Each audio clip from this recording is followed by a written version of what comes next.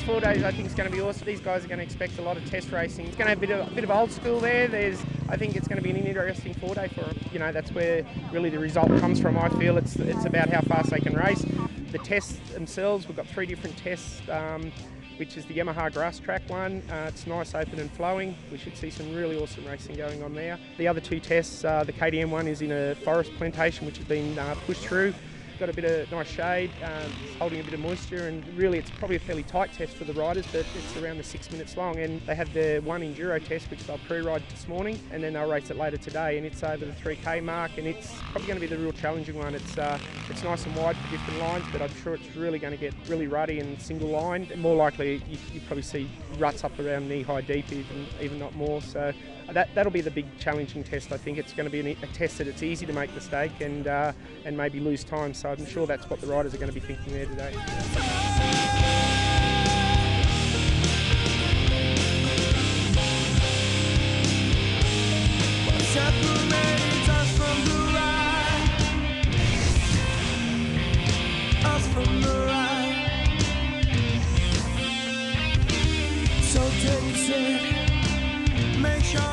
We'd pre-walked all the tests, and it was looking really good. We had rain, so conditions were looking really good. And I just went out there and rode the best I thought I did. And I started off a bit slow, but by the end of the day one, I started coming on pretty strong. It all kind of happened from there. I had a cold start penalty, which put me 10 seconds behind before we even hit a special test. So basically, that wasn't the start that I was hoping for. We had a problem with the lights affecting the bike, so it just wouldn't start basically. So we rectified that problem, and the bike hasn't missed a beat. So give me a sign that will make it. Every single word you say, I'll see you at the end of time. I ended up with a 12-second lead at the end of the day after 2 falls, so I was pretty happy with that. And day 2 I had another fall and lost a lot of time, but didn't make any more up. Jared was in front by 10. This year I think it's been a little bit different. We haven't been on the bike for as long a period, but we've been doing the same tracks each day, so it's sort of pretty monotonous, and the tracks get pretty chopped out, just on the trail as well as the tests. We've had 3 tests, so they get pretty flogged out as well. So it's a little bit different in that sense, but we haven't been on the bike for as long. It's been really dusty. It's you got to try and leave a big gap between riders, so you're not just eating dirt all day. We're eating enough as it is, so the track conditions and the trails have been really tough. I actually haven't had a problem with not seeing a test because of it. So for me, it's been a pretty clear run so far. I mean, everyone has to ride it the same conditions, and with all the guys being seated, there's no real advantage or disadvantage for any rider. We all have to go through it. So, I mean, it was tough, but everyone done it. So halfway through the 4 day, this is how it was shaping up. In Class 4, Jared Bewley was leader of the pack. While in Class 5, it was mainstay Jai Willis just ahead of Brad Williscroft. Overall, it was Jared Bewley out in front of Chris Hollis and Toby Price. But still no excuse for the state of this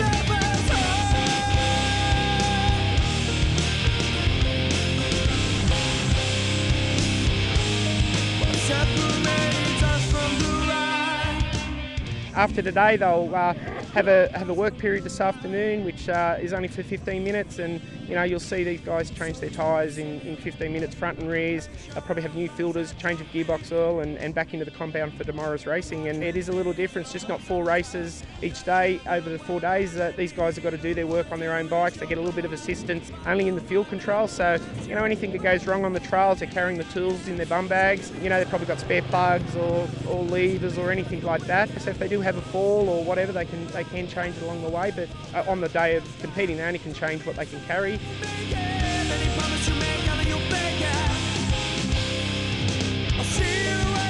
first 3 days, by my standards, they're pretty average, to tell you the truth. I'm inside the top 10, but like I said, I wouldn't have been happy unless I was in the top 3.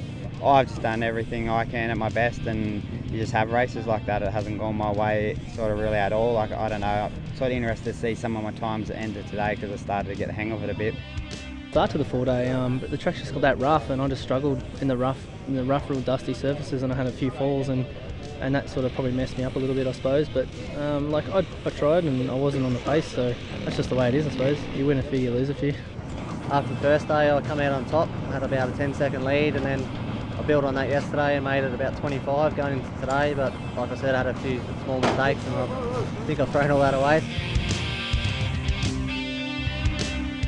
To be honest with you, like a 4-day for me these days is sort of, I don't know, it's a bit of a walk in the park, really. Like, it gets shorter and shorter every year, and 3 special tests per day, and it's only 160 k's a day compared to, like, I do in the safari, one of the stages, the first transport one's sometimes 200 k's straight up. Like, so I don't know, it's more of a sprint race these days. Like, it's pretty much full on motocross in the bush, and you're racing for hundreds of seconds and stuff like that.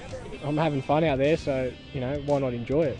Pretty much just doing the same things, you know, just concentrating on the track and just beating the track pretty much, and not get all uptight. And, no, I felt good yesterday, and, you know, I felt like I put in the best riding I've done in a long time, and yeah, and it worked out, so I'm stoked. Heading into the final moto, Class 4 was still being led by Jared Bewley, and Jai Willis had a slim lead over Wonka in Class 5. But overall, Bewley was in front by a fair lead and would be tough to beat.